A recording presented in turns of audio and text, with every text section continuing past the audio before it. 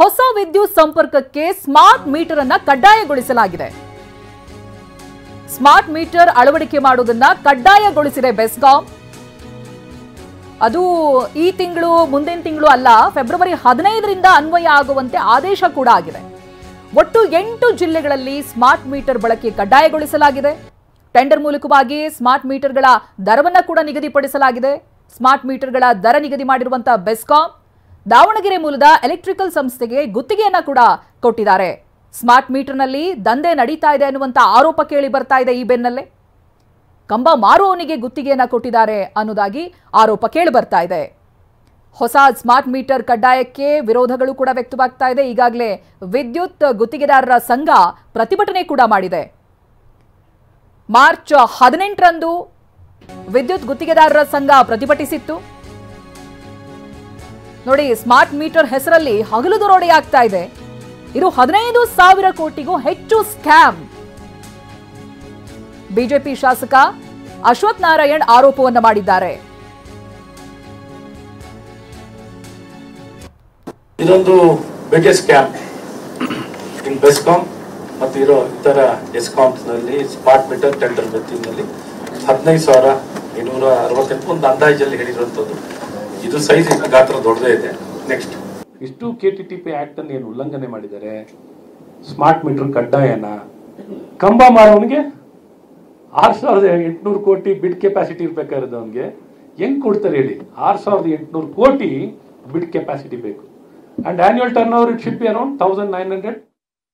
ಪ್ರಸನ್ನ ಈ ಬಗ್ಗೆ ಮಾಹಿತಿಯನ್ನ ಕೊಡ್ತಾ ಹೋಗ್ತಾರೆ. ಪ್ರತಿನಿಧಿ ಪ್ರಸನ್ನ, ಈಗಾಗಲೇ ಇದನ್ನ ಕಡ್ಡಾಯಗೊಳಿಸಲಾಗಿದೆ ಅನ್ನೋದು ಶಾಕಿಂಗ್ ಅಂತ ಅನ್ನಿಸ್ತಾ ಇದೆ. ಅದರ ಜೊತೆಗೆ ಇದರ ಮೇಂಟೆನೆನ್ಸ್ಗೂ ಕೂಡ ಇಷ್ಟು ಮೊತ್ತ ಅನ್ನೋದು ನಿಗದಿಯಾಗಿದೆಯಂತೆ. ಏನೇನ್ ಡೀಟೇಲ್ಸ್ ಸಿಗ್ತಾ ಇದೆ ಪ್ರಸನ್ನ ಈ ವಿಚಾರವಾಗಿ?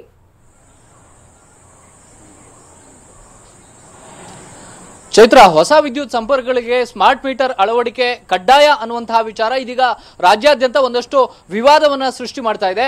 ಮತ್ತು ಸ್ಮಾರ್ಟ್ ಮೀಟರ್ ಹೆಸರಲ್ಲಿ ಜನರ ಜೇಬಿಗೆ ಬಹುದೊಡ್ಡ ಕತ್ತರಿಯನ್ನ ಸರ್ಕಾರ ಹಾಕೋದಕ್ಕೆ ಹೊರಟಿದೆ ಅನ್ನುವಂತಹ ಆರೋಪ ಕೂಡ ಕೇಳಿಬಂದಿದೆ.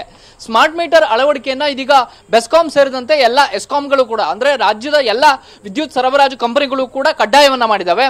ಪ್ರತಿಯೊಂದು ಮನೆಗೂ ಕೂಡ ಹೊಸ ವಿದ್ಯುತ್ ಸಂಪರ್ಕವನ್ನ ಪಡೆಯುವಾಗ ಸ್ಮಾರ್ಟ್ ಮೀಟರ್ ಅನ್ನ ಅಳವಡಿಸಲೇಬೇಕು ಅನ್ನುವಂತಹ ಒಂದು ಕಡ್ಡಾಯವಾದಂತಹ ಸೂಚನೆ ಹಿನ್ನೆಲೆಯಲ್ಲಿ ಇದೀಗ ಸ್ಮಾರ್ಟ್ ಮೀಟರ್ಗೆ ಸರ್ಕಾರ ನಿಗದಿಪಡಿಸಿರುವಂತಹ ದರದ ಬಗ್ಗೆಯೂ ಕೂಡ ದೊಡ್ಡ ಮಟ್ಟಿಗಿನ ಆಕ್ಷೇಪಗಳು ವ್ಯಕ್ತವಾಗ್ತಾ ಇದ್ದಾವೆ. ಬಿಜೆಪಿ ಈ ವಿಚಾರವನ್ನ ಪ್ರಮುಖ ಒಂದು ಆಕ್ಷೇಪಣೆಯಾಗಿ ತೆಗೆದುಕೊಂಡಿದೆ. ಬರೋಬ್ಬರಿ 15,800 ಕೋಟಿಗೂ ಹೆಚ್ಚು ಹಗರಣ ಈ ಒಂದು ಸ್ಮಾರ್ಟ್ ಮೀಟರ್ ಅಳವಡಿಕೆಯಲ್ಲಿ ನಡೆದಿದೆ.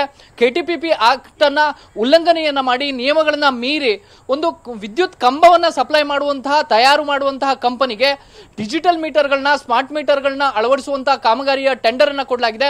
ಈ ರೀತಿ ಅಕ್ರಮವಾಗಿ ಮತ್ತು ಕಾನೂನು ಬಾಹಿರವಾಗಿ ಈ ರೀತಿ ಸ್ಮಾರ್ಟ್ ಮೀಟರ್ ಅಳವಡಿಕೆಗೆ ಗುತ್ತಿಗೆಯನ್ನ ಕೊಟ್ಟಿರುವಂತದ್ದು ಬಹುದೊಡ್ಡ ಅಕ್ಷಮ್ಯ ಅಪರಾಧ ಮತ್ತು ಜನರ ಜೇಬಿನಿಂದ ದುಡ್ಡನ್ನ ಹೊಡೆಯುವಂತ ಕೆಲಸವನ್ನ ಸರ್ಕಾರ ಮಾಡ್ತಿದೆ ಅನ್ನುವಂತ ಆಕ್ಷೇಪವನ್ನ ಬಿಜೆಪಿ ಎತ್ತುತ್ತಾ ಇದೆ. ಬೇರೆ ಬೇರೆ ರಾಜ್ಯಗಳಲ್ಲಿ ಇರುವಂತಹ ಸ್ಮಾರ್ಟ್ ಮೀಟರ್ ನ ದರವನ್ನು ಕೂಡ ಇಲ್ಲಿ ಕಂಪೇರ್ ಮಾಡಲಾಗ್ತಾ ಇದೆ. ಹಿಮಾಚಲ ಪ್ರದೇಶ, ಬಿಹಾರ, ಗುಜರಾತ್ ಸೇರಿದಂತೆ ಬೇರೆ ಬೇರೆ ರಾಜ್ಯಗಳಲ್ಲಿ ಸ್ಮಾರ್ಟ್ ಮೀಟರ್ ಅಳವಡಿಸೋದಕ್ಕೆ ಕೇವಲ 900 ರೂಪಾಯಿ ದರವನ್ನು ನಿಗದಿ ಮಾಡಲಾಗಿದೆ. ಆದರೆ ಕರ್ನಾಟಕದ ವಿಚಾರಕ್ಕೆ ಬಂದ್ರೆ ಬರೋಬ್ಬರಿ 8,500 ರೂಪಾಯಿ ಸ್ಮಾರ್ಟ್ ಮೀಟರ್ ದರವನ್ನ ನಿಗದಿ ಮಾಡಲಾಗಿದೆ. ಇಷ್ಟು ದೊಡ್ಡ ಮೊತ್ತದ ವ್ಯತ್ಯಾಸ ಯಾಕೆ ಅನ್ನುವಂತಹ ಪ್ರಶ್ನೆಯನ್ನ ಎಲ್ಲರೂ ಕೂಡ ಎತ್ತುತ್ತಾ ಇದ್ದಾರೆ. ಮತ್ತು ಸರಬರಾಜು ಯಾರು ಸ್ಮಾರ್ಟ್ ಮೀಟರ್ ನ ಮಾಡ್ತಾರೆ ಅವರಿಗೆ ದರವನ್ನು ಕೂಡ ಸರ್ಕಾರ ಇಷ್ಟು ಮೊತ್ತದ ವ್ಯತ್ಯಾಸವನ್ನ ಕೊಡ್ತಾ ಹೋದ್ರೆ ಅವರಿಗೆ ಸರಿಸುಮಾರು 10ರಿಂದ 12,000 ಕೋಟಿಯಷ್ಟು ಲಾಭ ಆಗುತ್ತೆ. ಬೆಸ್ಕಾಂಗಳಿಗೆ ಅಷ್ಟು ದೊಡ್ಡ ಮೊತ್ತದ ನಷ್ಟ ಉಂಟಾಗ್ತಾ ಇದೆ. ಇದರಲ್ಲಿ ಅಧಿಕಾರಿಗಳು ಭಾಗಿಯಾಗಿದ್ದಾರೆ. ಸ್ಮಾರ್ಟ್ ಮೀಟರ್ ಕಡ್ಡಾಯ ಅಲ್ಲದೆ ಹೋದ್ರೂ ಕೂಡ ಕಡ್ಡಾಯ ಅನ್ನುವಂತ ವದಂತಿಯನ್ನು ಹಬ್ಬಿಸಲಾಗ್ತಾ ಇದೆ. ಈ ಮೂಲಕ ಜನರ ಜೇಬಿಗೆ ಸರ್ಕಾರ ಕತ್ತರಿ ಹಾಕೋದಕ್ಕೆ ಹೊರಟಿದೆ ಅನ್ನುವಂತ ಆರೋಪ ಕೇಳಿ ಬರ್ತಾ ಇದೆ. Chaitra, yes, thank you Prasanna ಮಾಹಿತಿಗಾಗಿ.